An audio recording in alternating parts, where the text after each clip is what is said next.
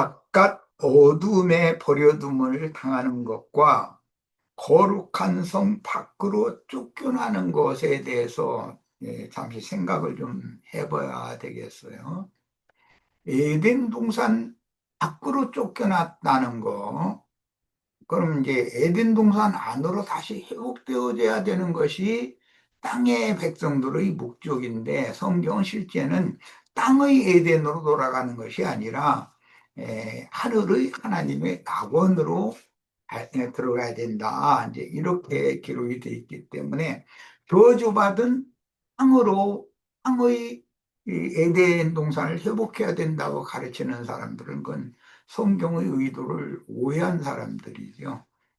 우리는 땅의 에덴이 아니라 하늘의 하나님의 낙원으로 데려감을 받는 거예요. 그것이 신앙의 목적입니다.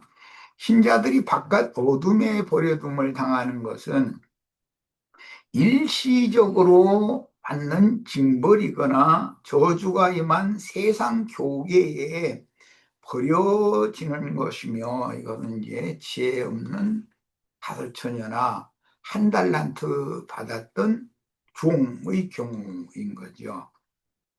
아직은 둘째 사망 곧 영원한 불모 심판이 집행되는 것은 아니다. 그러니까 성경에 바깥 어두운 데라는 말과 영원히 꺼지지 않는 유황불못이라고 하는 그 용어를 명확하게 구분을 해야 됩니다.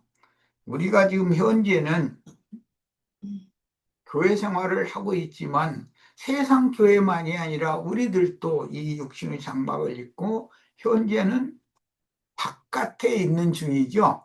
육신을 입고 현재 이 생에 살아있으니까 거룩한 성 밖에 있는 거예요.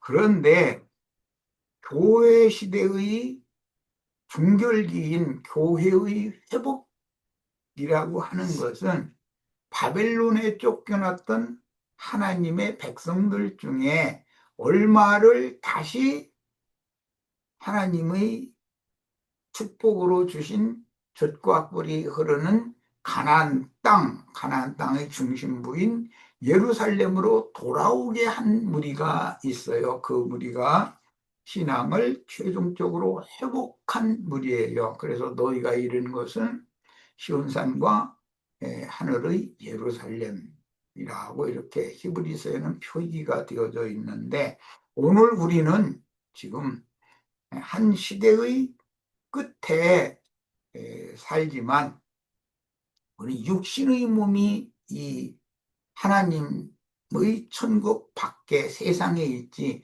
우리의 믿음 세계, 영혼의 세계는 하늘의 시온산과 하늘의 예루살렘에 이미 들어와 있어야 된다는 거예요. 에베소서 2장 5절에 보면 믿음으로 말미암아 구원을 얻은 자들은 그리스도와 함께 하늘에 앉히신 바가 되었다 그랬어요. 이것은 우리 육신의 몸이 하늘에 앉혀졌다라는 것을 말하는 게 아니고, 거듭난 우리 영과 우리 속사람은 하늘에 앉혀진 사람이어야 된다. 그래서 이 위로부터, 하늘로부터 거듭난 영은 원 고향이 하늘이지 땅이 아니에요.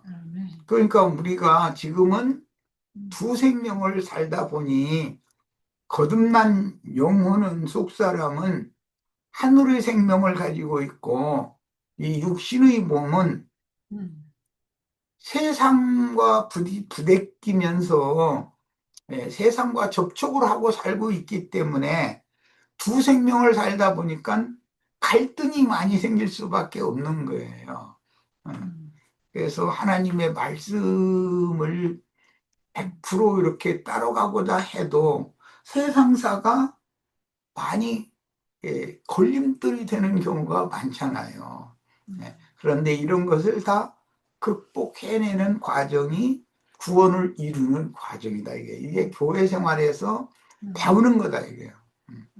인생의 가치와 목적, 그다음에 인생이라는 것의 의미, 왜 성경에 사람을 모든 만물의 영장으로 모든 생물을 땅을 정복하고 모든 생물을 사람에게 다스리게 하자 이렇게 하셨을까? 사람에게 모든 생물의 영장이라는 것이잖아요.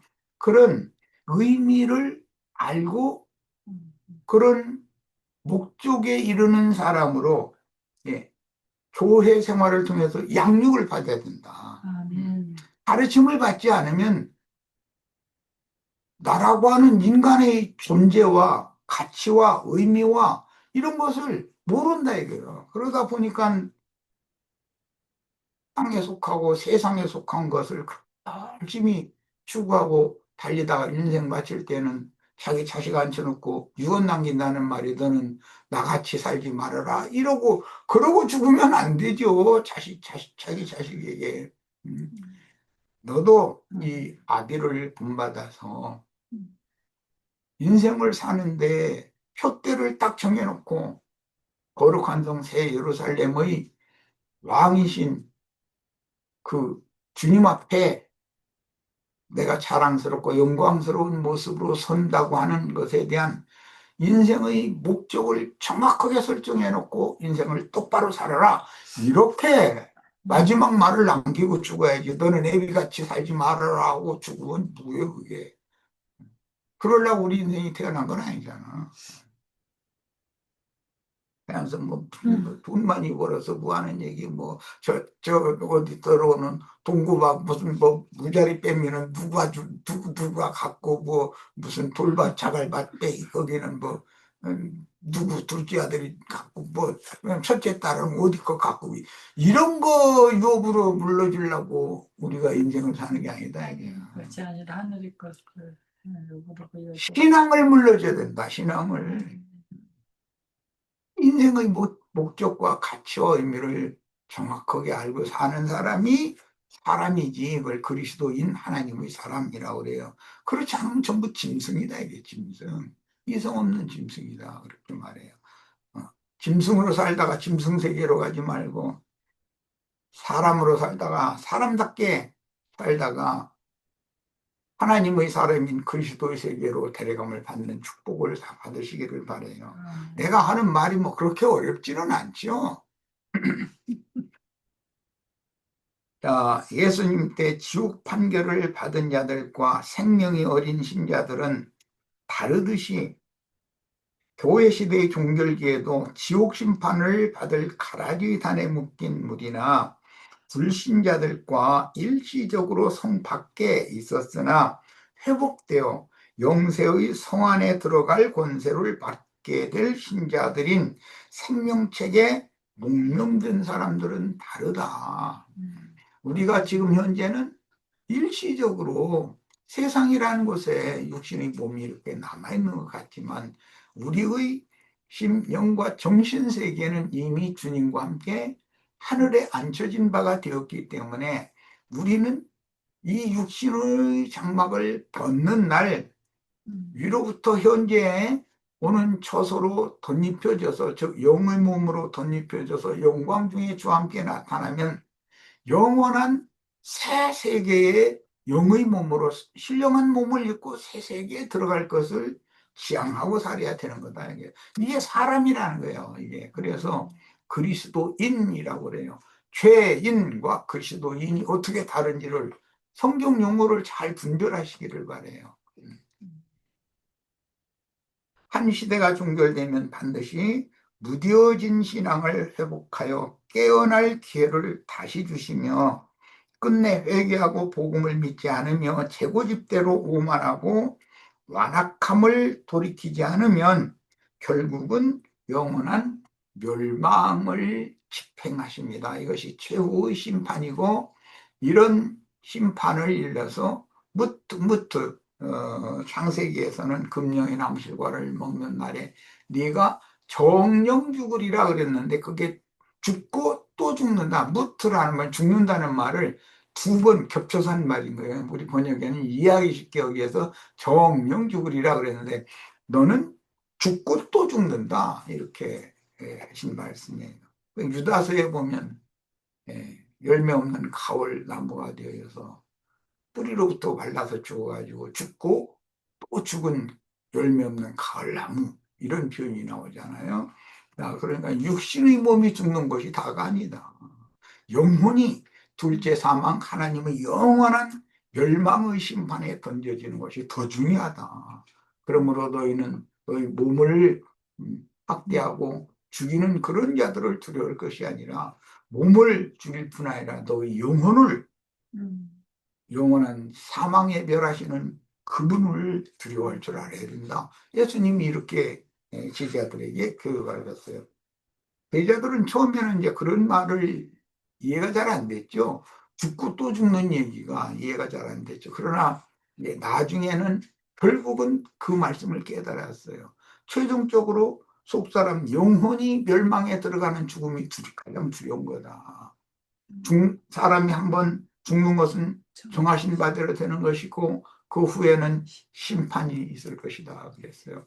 그 육신의 몸이 죽어도 그 심판대에 섰을 때 큰 상을 받을 사람이 돼야지, 영광의 빛을 반사하는 사람들이 되어야지, 영원한 어둠의 나락으로 끝없이 떨어지는 그런 마귀의 세계로 던져지는 멸망의 세계, 죽음의 세계에 떨어지는 그런 사람이 되면 이 생에서 아무리 부귀영화를 누려서 무슨 소용이 있겠어요. 음, 야, 천상 세계에서 영광의 도성 바깥은 영세의 만국이며 새하늘과 새 땅의 후사들인 왕 같은 제사장들에게 여긴제 왕권과 제사장권 이것은 다음에도 세밀하게 나눌 이야기지만 우리 형제 자매님들은 천년 동안 또는 세세토록 왕노릇하는 왕들이 되는 거고 제사장들은 신앙을 회복한 이스라엘 12지파 사람들이 제사장권을 이제 회복하게 되어요. 그래서 이 문제는 조금 이제 다음 더 소상한 설명을 하려고 그래요. 기왕이면 우리 형제 자매님들은 다스리는 사람이 되는 것을 일단 지향하고 기왕이면 더 넓은 영역을 다스리는 사람이 되는 거, 왕으로 사는 걸 우선 우리는 추구해야 되겠어요. 제사장들이라는 건 섬기는 직분을 말하기 때문에 왕들도 왕 중의 왕이신 주님, 대제사장이신 주님을 섬기면서 주님께서 분배해 주신 그 영역을 빛으로 생명력으로 다스리는 사람들이 돼야죠. 그다음에 봉급과 다스림을 받는 분봉왕국들이 분봉국 이라는 게 고대의 중국사 이런 거 배우셨죠? 고등학교 역사에서 보면은 각 지역의 제후들이 있는데 그들을 다 왕들이잖아요. 무슨 성을 이제 다스리죠. 그런데 황제는 그 모든 성을 종합적으로 통치하는 권한을 가지고 있잖아요. 예, 서양의 모든 큰 제국과 예, 분봉국이라는 것이 다르죠. 로마 황제는 여러 민족, 여러 나라를 군사력으로 정복하고는 그 나라의 왕으로 예를 들어 팔레스타인 땅의 왕은 헤롯이라고 하는 사람을 분봉왕으로 세웠다 이렇게 돼 있죠. 우리 누가복음에 보면 그게 뭐냐면 많은 나라들의 중에 한 나라의 왕이다 이게요. 중국의 역사로 말하면 제후다 이런 말이에요. 어떤 성의 성주인 것이죠. 그런 뜻을 이해를 하시길 바래요. 기왕이면 우리들은 왕 중의 왕이신 주님께로부터 기왕이면 여러 성을 통할해서 다스릴 수 있도록 그런 분량이 되어져야 능력이 있어야 그런 본의를 부여받겠죠. 자, 현세의 지상세계에서 거듭났으나 세상 교계에 속한 신자들은 젖이나 먹이는 어린아이 신자들이니 아론 반차의 제사장 직분을 고집하는 초등교사들에게서 벗어나지 못한 신자들이므로 율법적인 종교 의례를 중요하게 여기던 신자들이다. 불신자들이 아니고 신자들인데 그들의 특징은 뭐냐? 율법적인 종교 의례를 굉장히 중요하게 여긴다. 오늘날 보면 무슨 성만찬식이니 세례식이니 등등 무슨 이런 걸 그렇게 중요하게 여기는 사람들이 있어요. 주님께서는 십자가에서 모든 율법 징조를 폐하시고 율법을 이미 다 완전케 하셨다고 선포하셨는데 그들에게는 그들이 주장하는 그것이 아직 남아있는 거예요. 그것만은 지켜야 된다고 자꾸 이렇게 주장하는 거죠. 그럼 그런 부분적으로 그게 어둡니다, 이게. 신약시대의 신종율법 행위들은 유아세례, 물침례와 5일 때마다 소위 성례라 칭하는 성만찬 의식을 행하는 것이며 사람 손으로 지은 건물 신전에서 사제와 평신도 제도를 굳건히 지키고 각종 헌금을 세상의 돈으로 갖다 바치는 예물이라고 굳게 신봉하는 것이다. 성경이 말하는 예물이라는 뭐 쉽게 말해서 로마서 12장 1절 2절에 보면 너희 자신을 하나님이 받으심직한 거룩한 산 제물로 바치라 이렇게 되어 있어요. 나 자신이 예물로 드려져서 하나님이 나를 연합해 주시 나를 받아 주셔야 되는 것이지 속세에 돈을 갖다 바쳤더니 하나님이 돈을 받았다 그러면 하나님이 돈 귀신 들린 거 아니야. 그럼 성경을 너무 이해를 못하는 거예요. 성경 의도를. 거듭난 영과 하나님의 은혜로 충만히 적셔진 나의 새 사람의 혼을, 정신을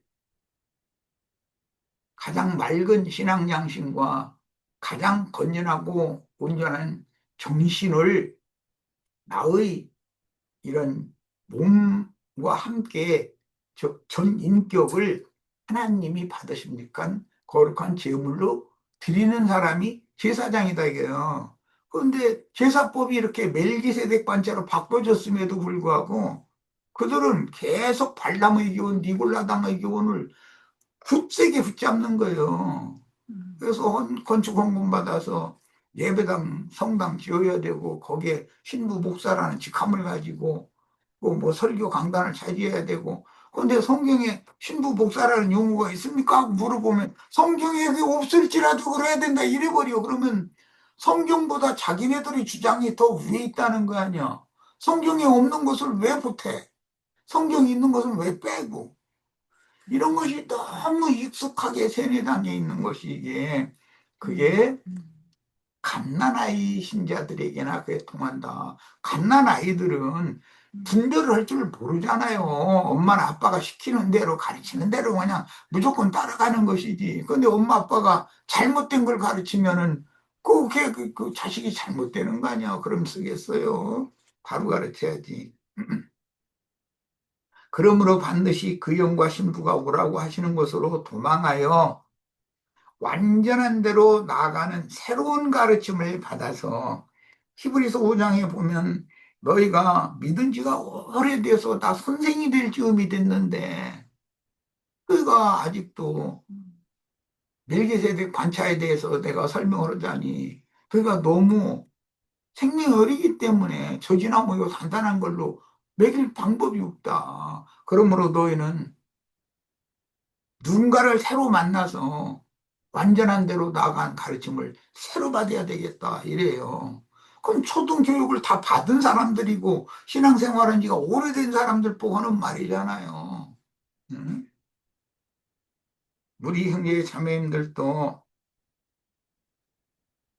영에 속한 것과 육신에 속한 것, 혼에 속한 것과 세상사에 속한 것 이런 것들을 명확하게 딱딱 갈라내서 하나님이 받으심직한 거룩한 산 제물로 자신을 드리는 그런 자신이 제사장이 되어야만 베드로 사도가 말한 소위 말하는 만인 제사장 기독교계는 이제 너희는 다 왕 같은 제사장이다 그 말씀 가지고 만인 제사장을 예수님이 선포하셨다고 이제 아니 그러면 저만 제사장이라는 소리를 하지 말아야지 만인 제사장이라며 이 그들은 자기가 교권을 주장하는 상태와 성경의 말씀을 가르치는 것이 이율배반적이다 이게요. 아는 것과 믿는 것이 서로가 일치가 이루어지지 않는 사람들이라는 걸 금방 알 수 있잖아요. 음. 네, 자, 그다음에 멜기세덱의 반차를 실행하는 하늘의 장자 교회를 세우다가 죽어서 음부의 낙원에 가서 첫째 부활에 참여하거나 음부의 낙원에 가서 쉬다가 첫째 부활에 참여하거나 마지막 때라면 짐승의 이름을 대적하다가 순교하여 장사될 필요 없이 하늘의 시온산에 계신 어린 양의 신부로 데려감을 받아야 합니다. 엊그제 내가 예, 두 증인이 부적행에서 올라온 군대 귀신들에 의해서 죽임을 당해가지고 큰 손길에 버려졌는데 하늘의 하나님께서 생기를 그들 속에 불어넣었더니 그들이 자기 발로 일어서서 하늘로 올려갔다 이렇게 돼 있고 짐승의 무상에게 경배하도록 신앙 지도를 잘못하는 자들이 또 짐승의 우상을 모든 곳마다 처처마다 세워놓고 나서 예배당마다 다 세워진 게 누구요? 짐승 무상이잖아요. 그 짐승의 우상에게 생기를 주어가지고 말하는 권세를 줬다 그러면 설교권을 맡겼다 이거예요. 이게 지금 음, 짐승 우상들이 강대상 차지하고 목사, 신부 등 이상한 그런 호칭을 가지고 설교권을 행하잖아요. 말하는 권세를 행하잖아요.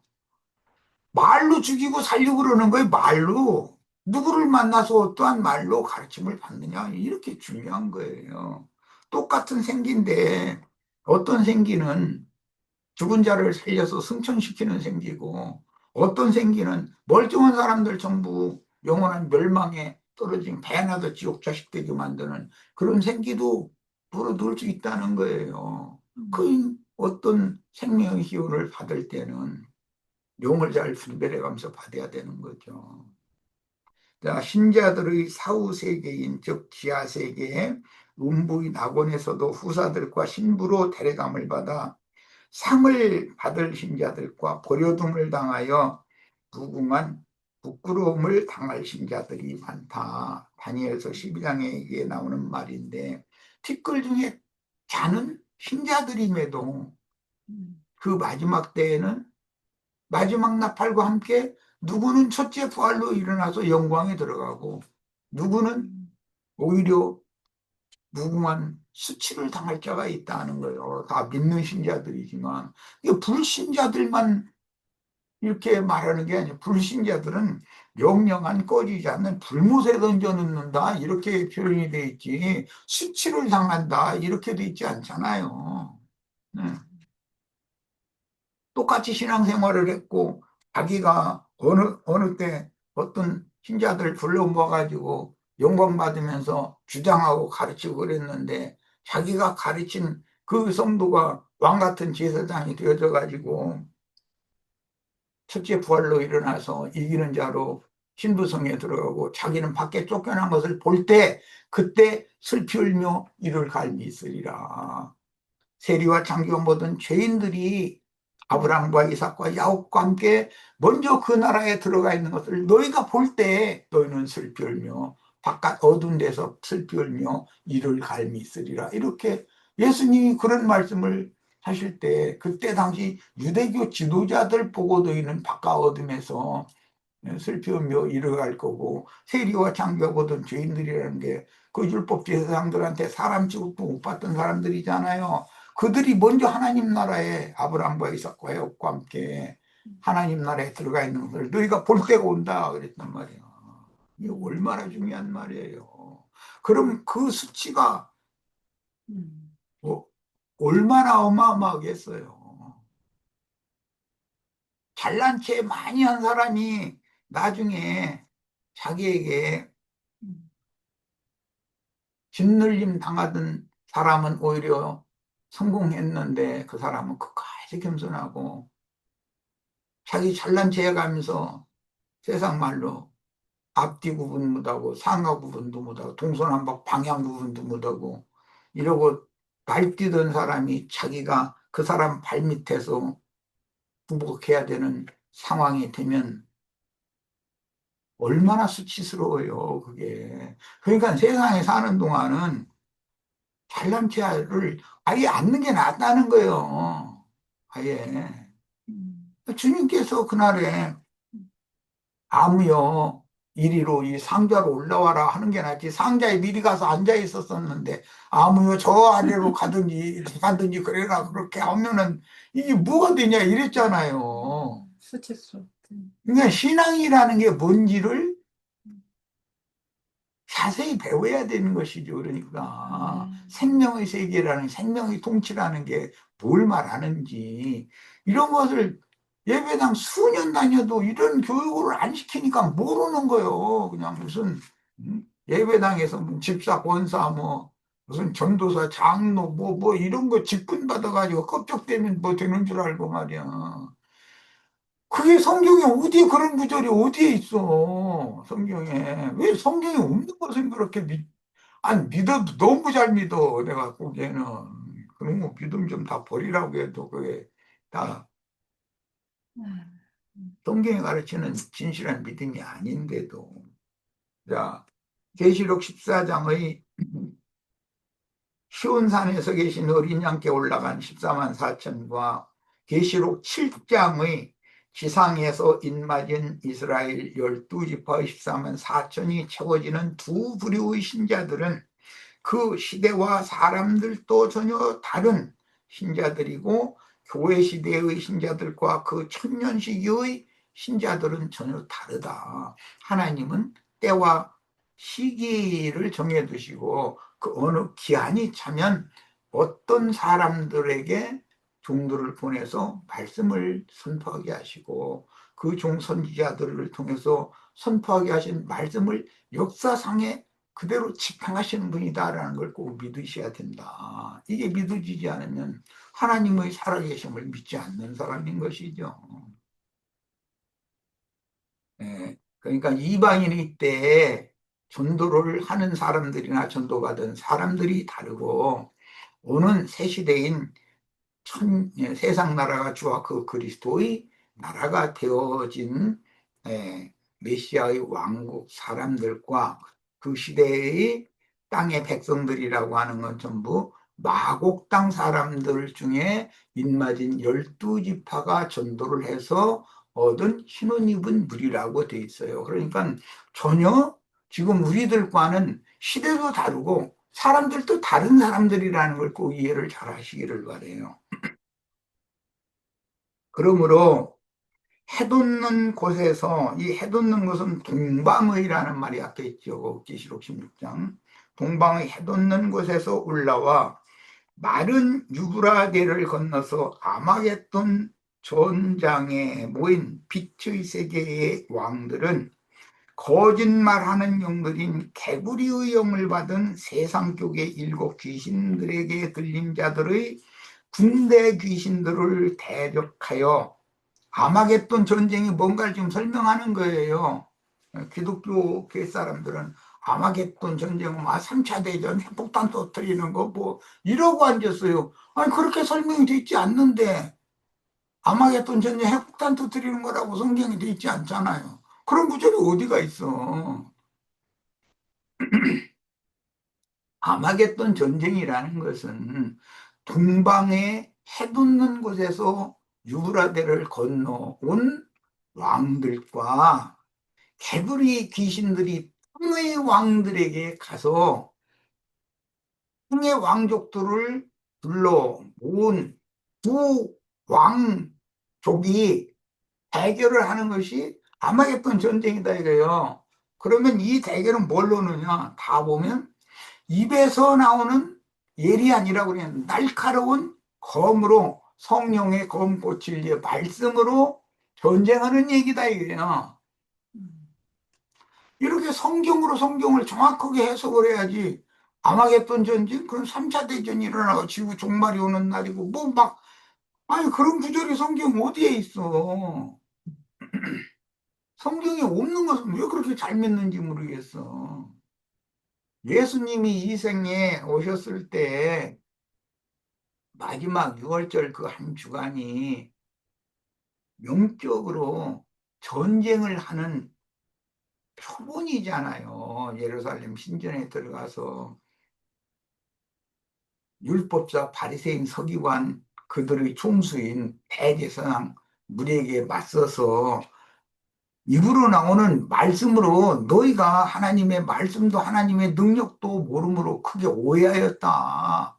그 진실한 뜻은 이런 의미다. 라고 설명하니까 그들이 그 유대교의 각 교파의 대표자들이 말쟁이들이 모였는데 항거했다는 거잖아요. 더 이상 대처할 말이 없으니까. 이것이 영적 전쟁이다, 이거. 이것이 승리다, 이거요. 음. 아마겟돈 전쟁에 다 동방의 해돋는 곳에서 아마겟돈 무기토산 골짜기라고 하는 곳에 모여서 원수의 왕족을 다 입으로 나오는 검으로 다 진멸하는 하나님의 전사들이 다 되시기를 바래요.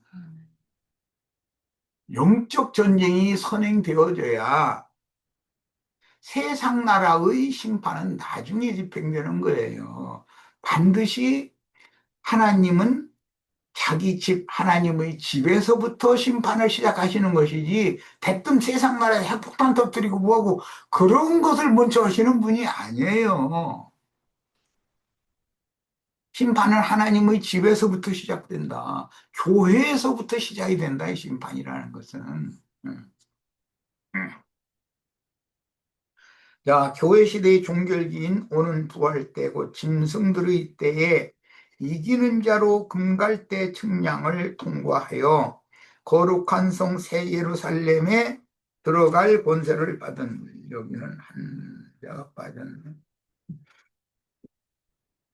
거룩한 성 새 예루살렘에 들어갈 권세를 받은 치천사들이, 내가 자꾸 한자어로 치천사 치천사 그러는 불꽃 치자예요. 불꽃 천사들이라 해요.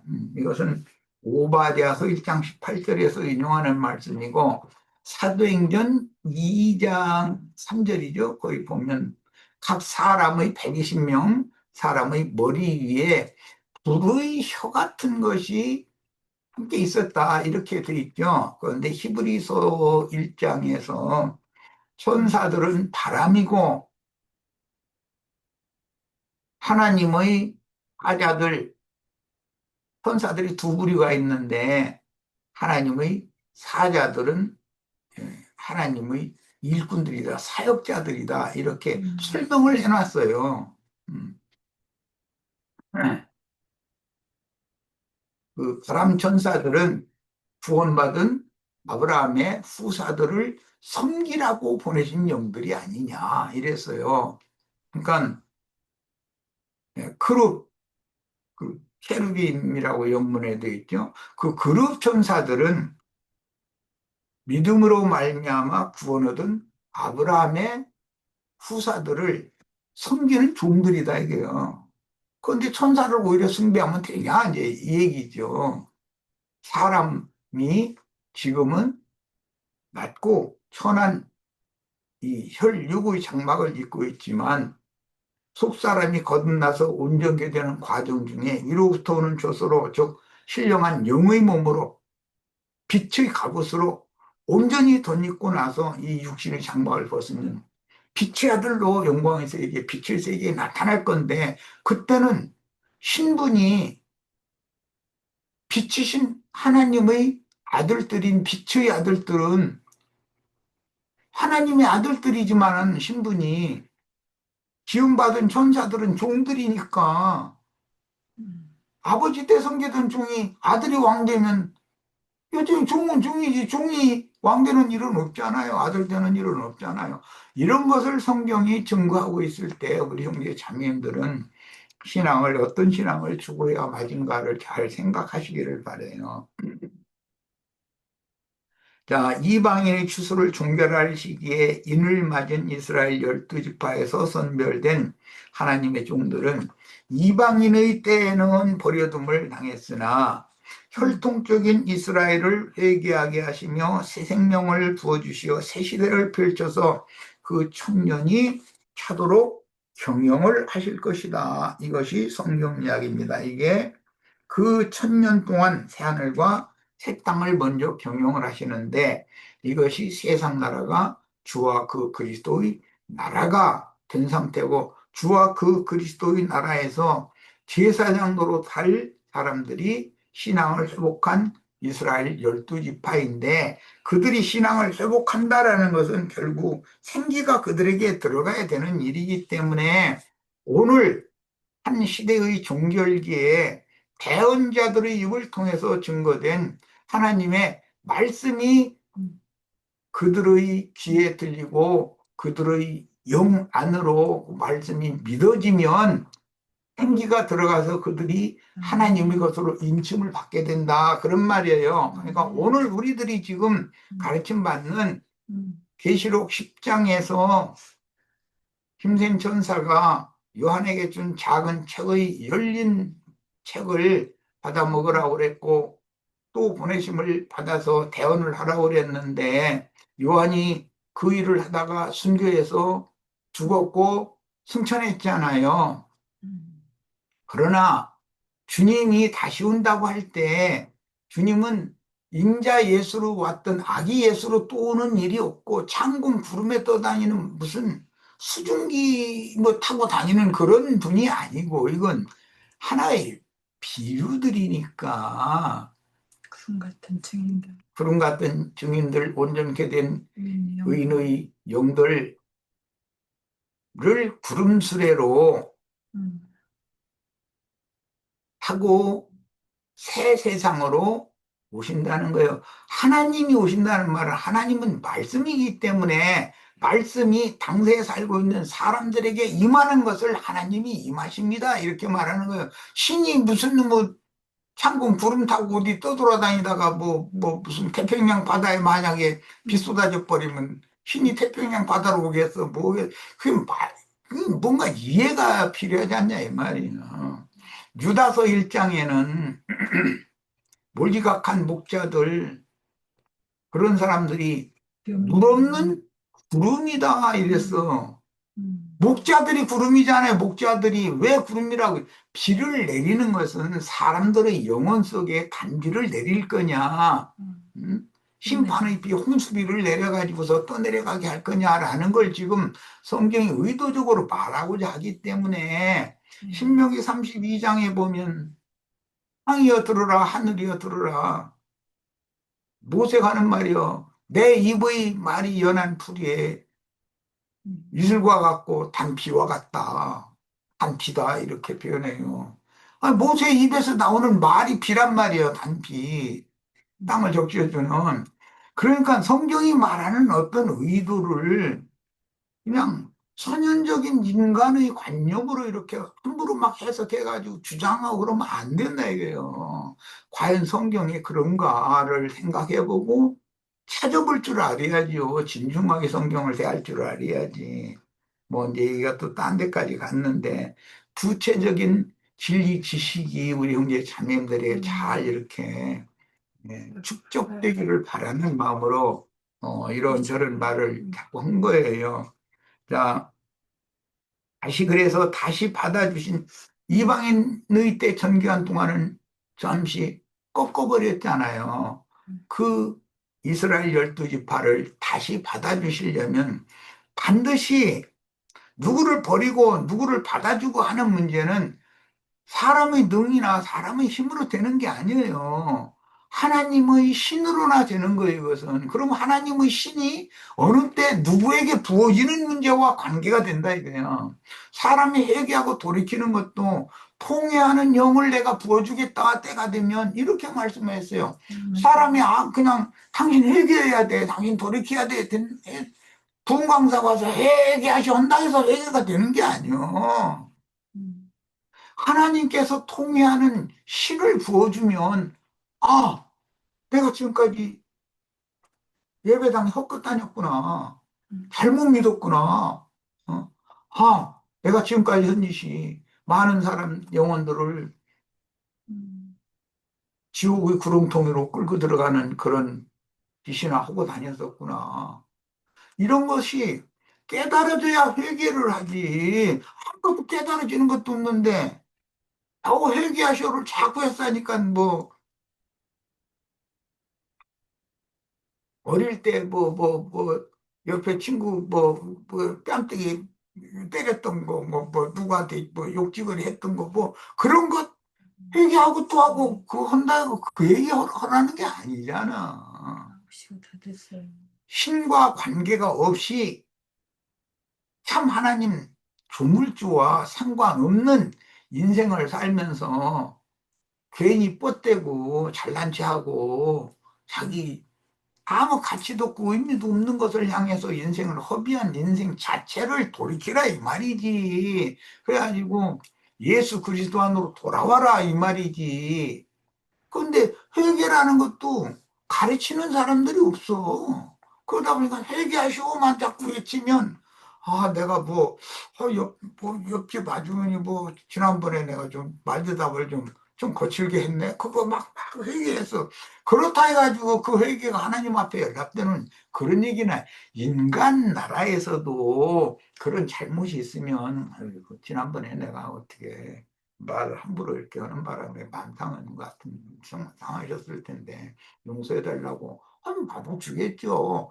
세상에서도 그 사람의 문제는 사람과 해결을 해야 되는 거고 하나님과 나와의 관계를 바르게 정립을 하는 것이 진정한 회개다. 오늘은 여기까지만 하고 다음 시간에 또 목요일 날 계시록 20장 4절로 6절을 나아가는 말씀을 나누도록 하겠습니다. 자, 오늘은 여기까지 해서 오늘 집회 모두 마칩니다. 네.